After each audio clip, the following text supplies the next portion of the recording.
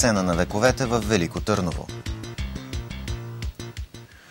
Как да се намери общ език между така наречените нови или дигитализирани деца и техните учители и родители обсъждаха на международна конференция нови технологии в съвременното училище в Русенския университет. На форума присъстваха учители от 13 български града, както и директорът и преподаватели от Средно общообразователно училище в Москва 2049.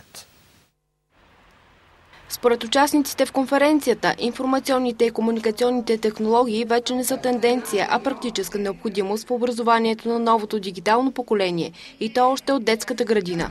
Затова е важно със съвременните деца да се работи в тази посока още от ранна възраст.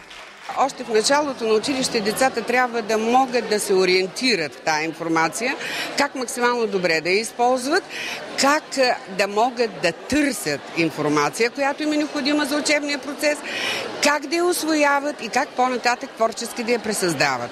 Ще обединят усилията си в желанието да споделят опита си в нетрадиционни подходи във възпитанието, да представят практически модели за развитие мотивацията за учене, на различни социални умения, в използването на информационните технологии в обучението.